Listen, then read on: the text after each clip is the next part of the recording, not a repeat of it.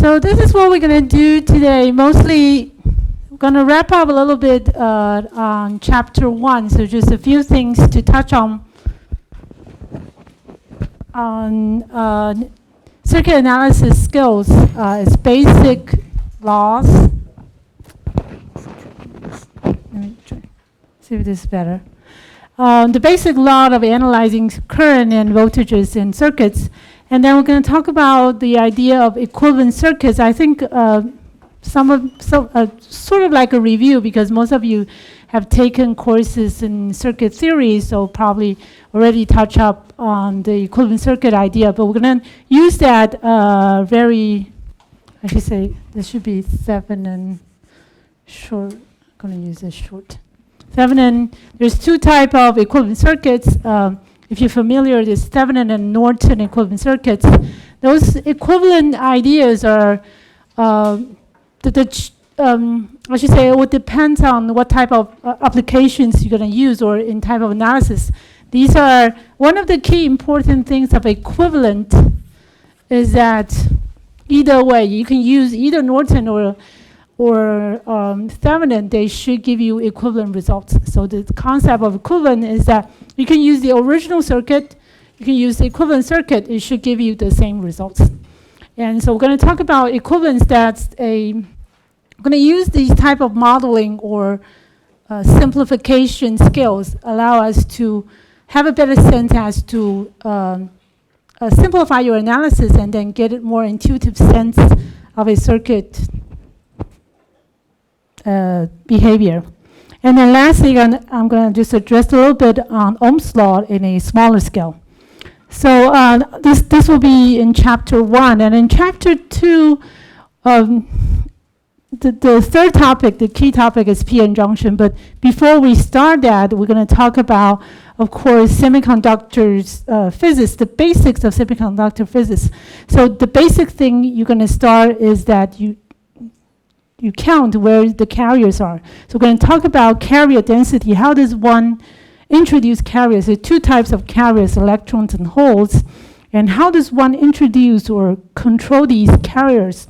So we start by talking about, we call intrinsic semiconductors, meaning that it's pure, it does not have any, we call it impurity or dopants or any interference. It's all silicons or all germanium or all gallium nitride or something. Or it depends on, it's intrinsic, meaning that its crystal structures are perfect and it's all the same element.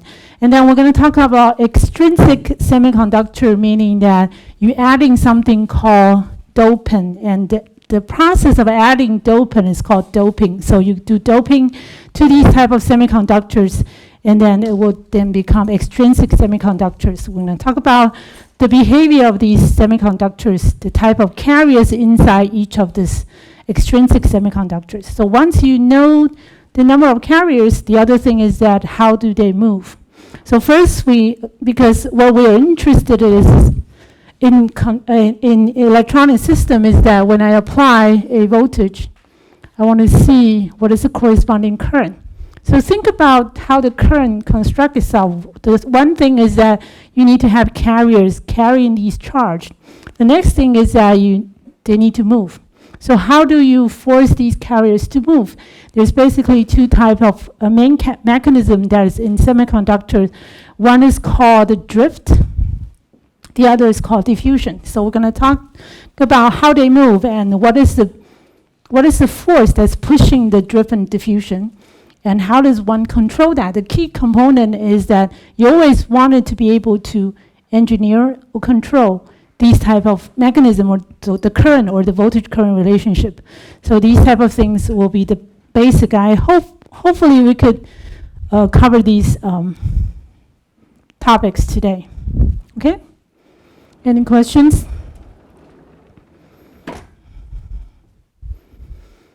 Okay, so we're going to start on KCL, KVL. I believe most of you know what it is, so I'm just going to go through it very quickly. So KCL is Kirchhoff current law. So what it does is that if I have a node which has different currents coming in, So each branch would then give me a current that injected into a node. Okay?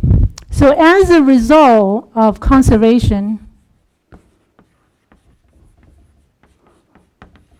of charge, meaning that I will not have charge build up at a particular node. There will be no accumulation of charge. So that the current going into, let's say, this is whatever node is, this is a node K. So the interest, the node of interest. So that means that at node K, I1 plus I2 plus I3 should equals to what? Everyone should know. 0, correct? My writing becomes poor. I haven't been using the board for a while. Last year was we're in online teaching, so I didn't use the board last.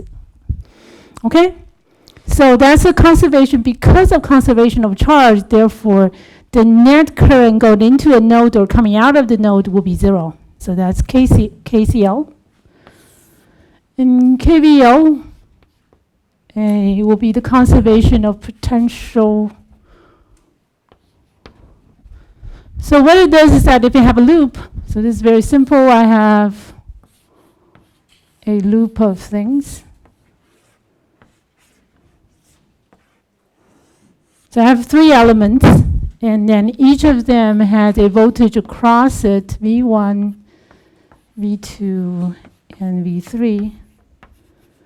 So following the conservation of potential, it means that if I start throughout this loop, what happened is that V1 plus V2 plus V3 should equals to 0.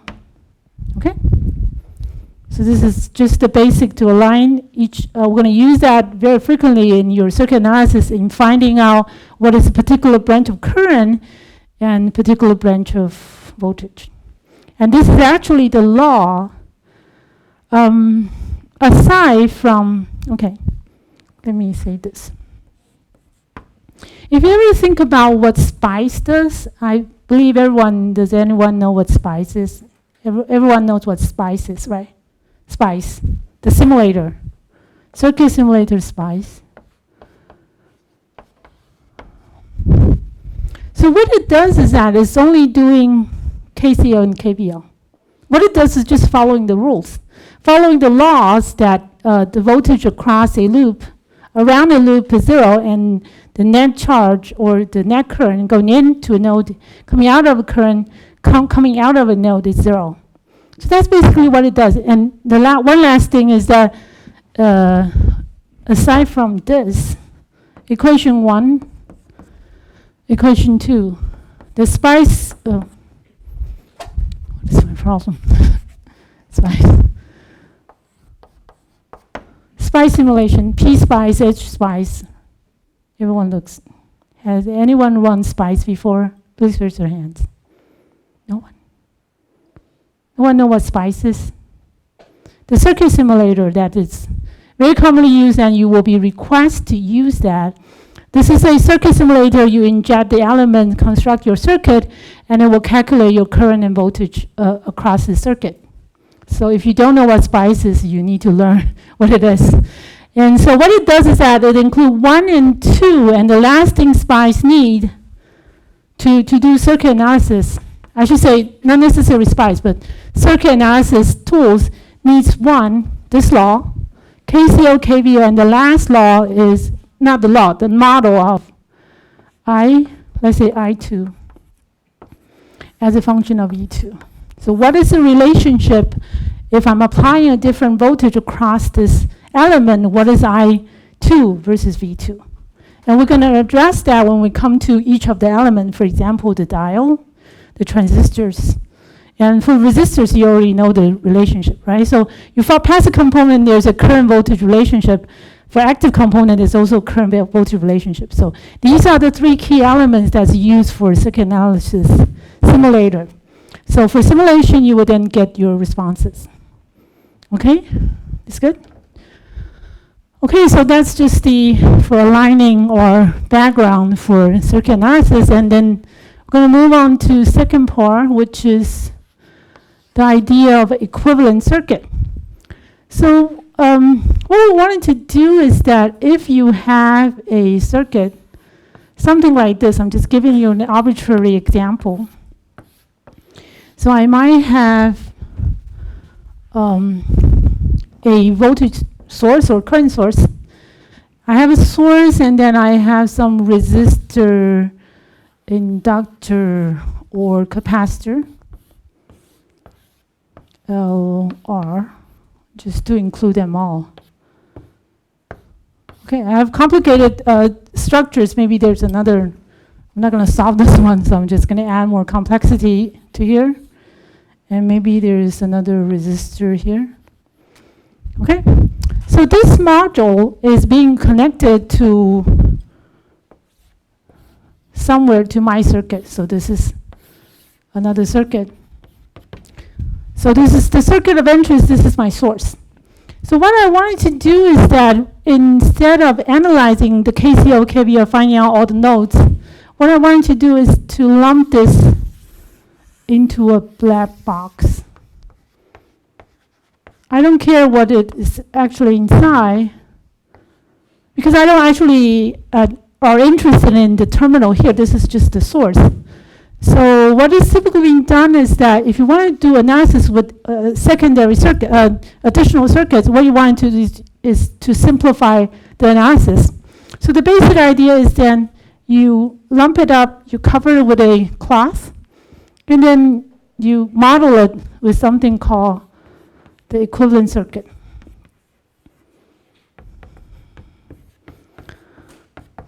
Okay? So you want to use an equivalent circuit to represent this black box. So there's two types of equivalent circuit. One is called the Thevenin equivalent. So I wanted to make it as this. Can be represented as, this is the Thevenin equivalent. It will consist of a V Thevenin and a Z Thevenin. Okay? So there's two, the equivalent circuits can be, this is, let me highlight, this is called the Thevenin equivalent. In Thevenin equivalent, you're using only two components to represent the very complex circuitry. Because we're only we're not interested in what happened inside. We're only considering the behavior when I look into these two terminals. As long as they had the same voltage current relationship, we view it as an equivalent substitute. So you can do Thevenin equivalent or Norton equivalent.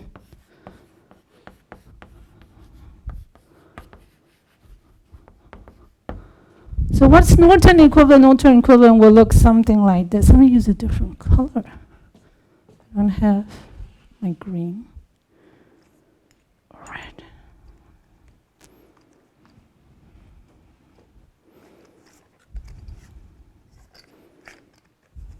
Okay. So let's do a Norton in green. So Norton will be a current source base. So it looks something like this. This will be I north.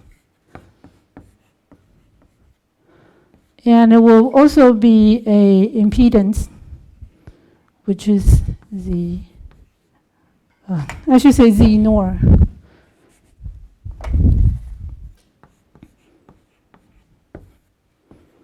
Okay? So you can either represent this black box by using a Thevenin equivalent or Norton equivalent. It should give you the same response in analyzing the subsequent circuits. Okay? So how does one construct? Yes? Oh, yes. Sorry. You're right. See? I was thinking that You guys are falling asleep. Good thing that everyone's. This should be Z NOR. Correct. Okay. So how do you find out the level of V7 and Z NOR? So let's just give an example. I'm just going to use a simple example. So let's say, I'm just going to use a very simple example. Yes? Other questions? No? Just going to use a simple example with just resistors. Let's say this is my circuit in the black box. I have 10 volt here. I have maybe, let's say, 1 k ohm, just to make our life easier. So I want you to construct the Thevenin equivalent and Norton equivalent circuit. So this will be equivalent to a circuit like this.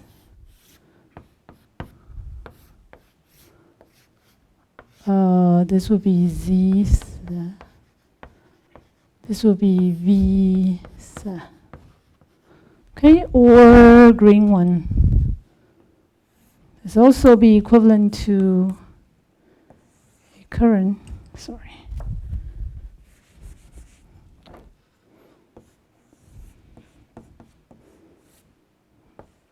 I NOR.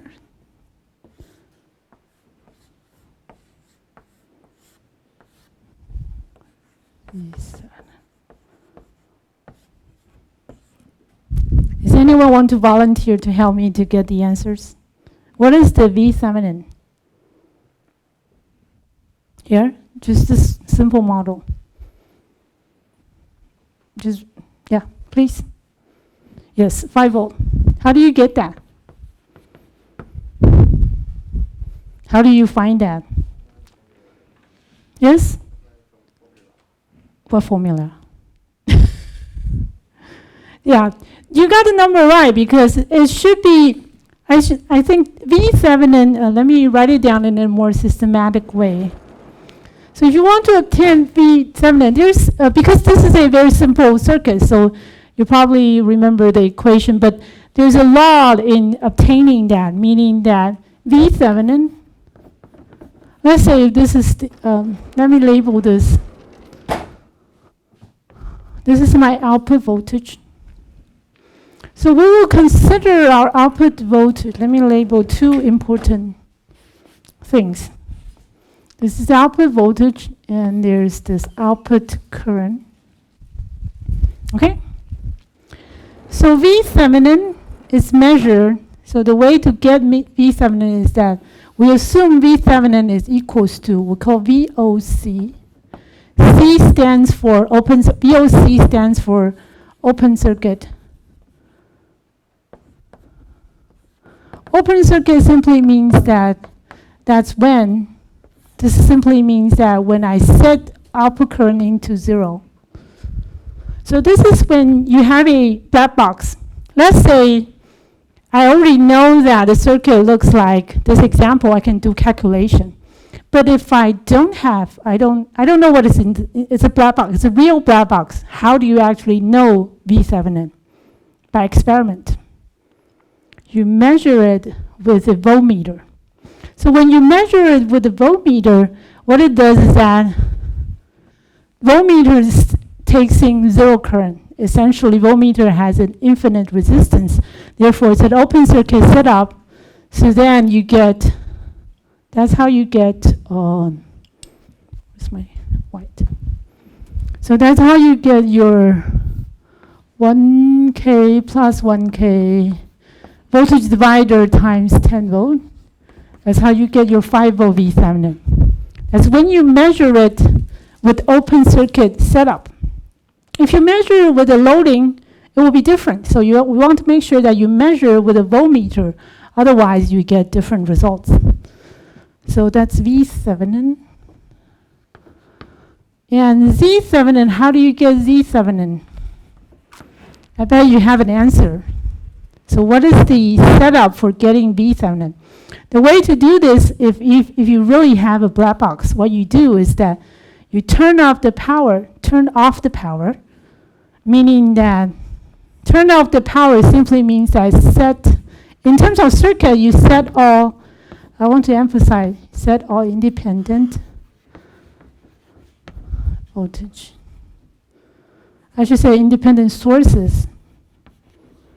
This includes both voltage and current, both sources to 0. So when you set it to 0 and you measure it with an ohmmeter, with a meter, then it will look something like this. Your circuit will simply be 1K, and you're looking in to find the Z Thevenin. So what should it be? 0.5, right?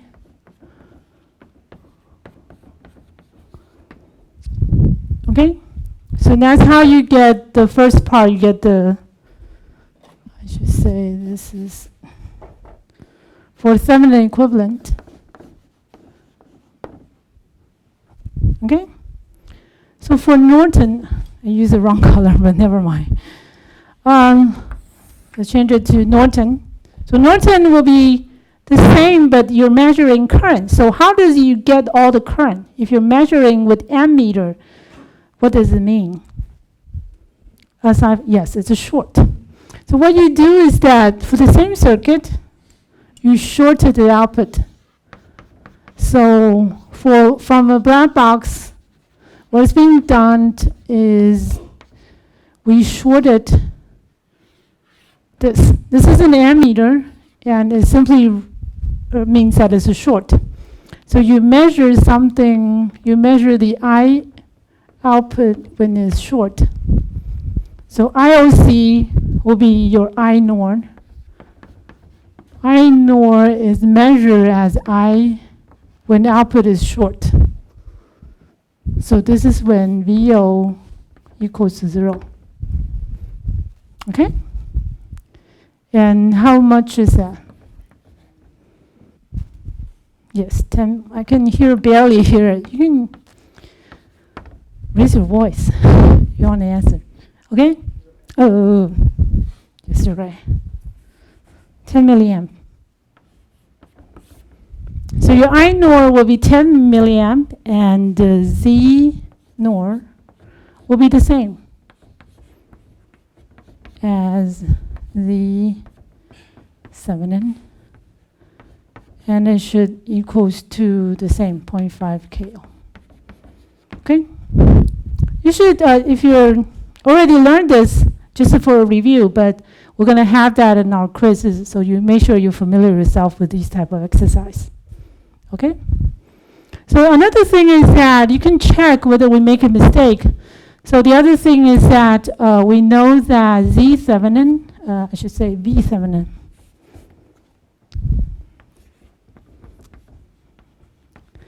equals to I nor times Z nor. Z nor, they're the same. So we can check that. That's also 5 volt. Right? So this is interchangeable, meaning that you can either use either one of them and it should give you the same answers and results. Okay? No problem. Right? Okay, so this is more like a review, so to align us to follow the analysis on circuits. And the last thing I'm going to talk about is Ohm's law. I want to leave it here. See if I have enough space. Okay, so everyone knows that Ohm's law looks like this, right? Ohm's law, what is Ohm's law? I equals to what? Ohm's law. Ohm 定律. What is Ohm's law? Yes, V divided by R. So this is generally referred to as a macroscopic view.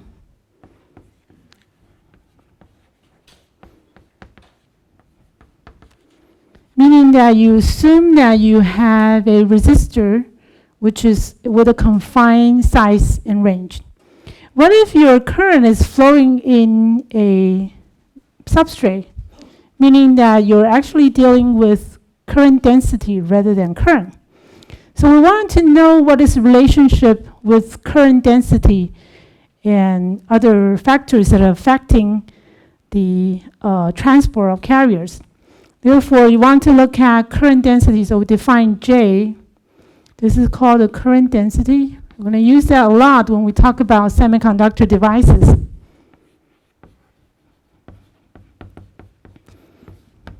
Okay, so J will simply be defined as I.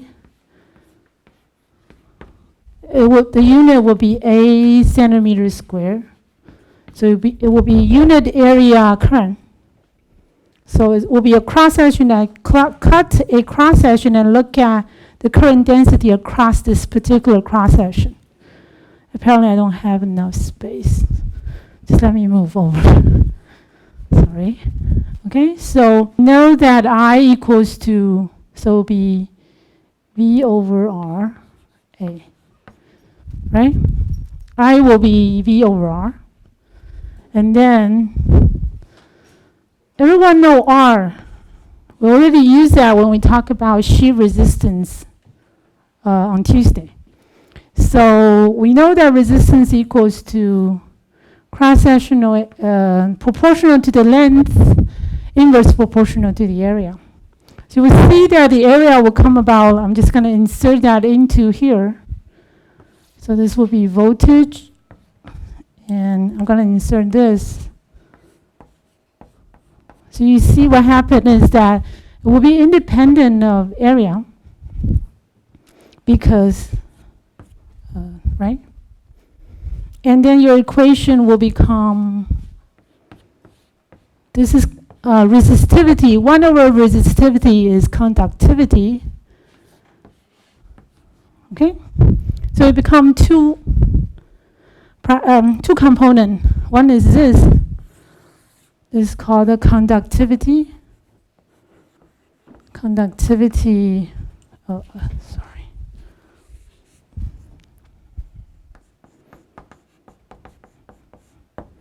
Of a material. So this will be used to allow us to find current density in a substrate. So you then have conductivity. What is V over L? If you think about a piece of material. Yes? I heard the answer. Correct. Let me just show it to people. So if I'm applying a voltage across, and this is the distance between the two. So voltage across E, we're not talking about direction yet, but voltage across divided by space distance will become electric field. So this will be E, which is electric field.